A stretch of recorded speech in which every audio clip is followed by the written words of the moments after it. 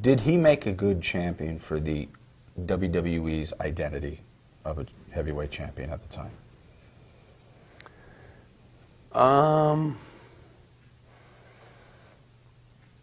It depends on how you look at it, you know. I mean, I'm kind of baffled when people tell me that they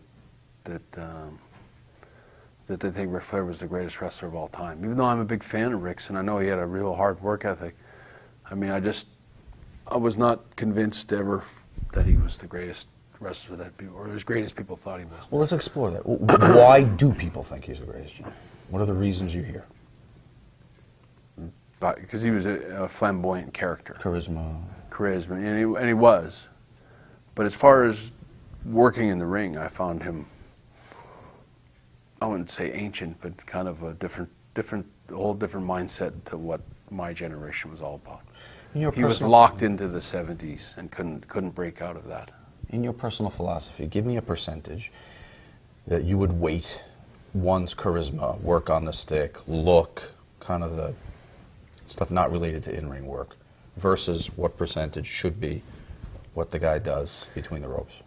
Well, the way I always summarize it like this is like, there's 3 categories to being a great wrestler. And if you got 10 points in each category, one category is your look, how you look and your presence. When you walk in the room, when you walk out to the ring, you know, whether you're King Kong Bundy or you're Andre the Giant or you're Hulk Hogan, there's a certain look that when you walk and you see him, you go, wow, you know. And there's lots of wrestlers that have all kinds of warrior, or, you know, it takes a lot to have a great look. Some wrestlers, it just could be their size or what they're, you know, what they've been blessed with is from growing up or whatever. But I mean, the next category is your actually workability, whether you can actually wrestle. And if you got 10 points in that category, out of 10, how do you rate? And the other category would be your promos and how well you can sell yourself, your ability to sell yourself as this commodity that you're trying to sell. And you take all 3 of them and you mix them together, and where you fit in the wrestling world, I would base it on that ratio is how do you size up out of 30, you know? And I'd say like Hulk Hogan was a 9 out of 10 promo, 9 out of 10 look, 1 out of 10 wrestler, you know. And you look at Dynamite Kid, you know, he was a 0 out of 10 promo, but he was a 9 out of 10 wrestler, and he had a 7 or 8 out of 10 look, you know. And even in my own case, I think that you know, probably my weakest area was my promos. I was probably, you know, maybe in my best days, I was maybe a 7 or 8 or 6, 7, 8 or somewhere in there with the promos. I could do well with when I had a good issue to talk about, like in '97. My look, you know, I wasn't 6'4", I wasn't 6'8", I didn't have 25-inch pythons, and I didn't have, you know, I wasn't 8 feet tall. And I'm your basic wrestler. I was 6 feet tall. I was 235 pounds. I was 235 pounds when I started, and I was 235 pounds when I was champion. You know, I would say I was, you know, a 7 or 8 out of 10 on my look. I had a decent look, and the pink and the black was kind of cool, and the sunglasses, and it was different than Hogan and anyone else. There wasn't a lot of Bret Harts that came down the pike before I came along. So I was original, and so then it's like, how good was my wrestling ability? And I think in that category, I think I was as close to being a 10 out of 10 as you. I made very few mistakes in the ring. And maybe it also depended a little bit on what decade you worked in as to which of those 3 columns was weighted more than another. So, you know, if you see a Billy Graham or even Hogan in the early 80s. Yeah, well, it depends on what kind of fan you are. I mean, as a fan, you know, I was impressed by good bodies. You know, there was lots of good bodies that came through my dad's territory, including Billy Graham. But I wasn't about the bodies as a fan. Mm-hmm. I was about the workers. Okay. You give me a Harley Race over a Billy Graham any day. Like I wanted my wrestling to be real. I wanted it to look real. I wanted it, and I liked them to be, you know, I liked them to look like athletes and, you know, sell themselves like athletes. And that was always inclined. What worked well with bodybuilding because they were muscle guys because they looked like athletes and stuff, and they were impressive guys. And it was, I watched a lot of big guys lift weights and stuff, and was really impressed by them. But I mean, to me, I was always more fascinated with the guys that could do the really intricate moves. I'd rather watch Billy Robinson than Hulk Hogan. Gotcha. How was Flair's and Vince's relationship in this short time?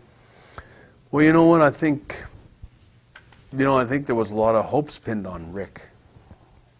And again, I might be wrong because I was kind of just clawing to get up into that top echelon. And there was a big shift, and within a matter of time, I was in that top sort of echelon of knowing what's all going on, and you're on the top and you can look down. But in those days, I was still just about there. But what was going on with Ric is, I think it was just the tough job of having to fill Hogan's shoes. And that scandal rocked everything. I mean, the steroids were a dirty word in the world and everywhere, in the media and everywhere. So it's like wrestlers had been tainted with that Hogan rush and steroids, and how none of us were athletes. We were all blah, blah, blah, blah, blah. And it really affected everything. And business really tapered off. And Ric got thrown the football. And no one can ever take away from Ric that he didn't work hard. He worked hard every night. He would give you everything. He'd give you his heart and soul out there, and he'd come back drenched in sweat. And, but I think the matches were lacking. They were, for a lot of us wrestlers and fans included, I think it was like, it's the same old show. We've seen all this stuff before. But not aware of any strain between Vince and Ric? No, but I do remember later on, skipping ahead to I think it was probably not long after SummerSlam. It was a TV taping, and we did a Saturday Night Main Event, I think, in Hershey, Pennsylvania. And I do remember, because it was a Saturday Night Main Event, that there was quite a lot of counseling with Vince and closed-door sessions with Vince and Randy and Ric working out their match and getting it all set. And anyway, I just remember whatever. I think I was on the same main event. I might have worked with Papa Shango or somebody, but I worked with somebody. And I just remember when Ric and Randy went out, when they came back through the curtain after the match, Vince went ballistic on both of them and told them that they had to go right back out and do the whole entire match over again the way he told them to do it, and that he was furious. And they both walked right out. They started the match over again, and they had the whole intros again, and they did the whole match over again. And I can just remember Vince throwing his headset down when they came back through the second time, and he's like, fuck it, just get out of here. They did this exact same match that they did 10 minutes before, and they didn't do any of the stuff apparently that Vince had specifically told him to do. And I think that was the death knell for Ric. That was when they went, this guy can't do what we need him to do, and we need someone that can. And how they picked me, I'm not sure.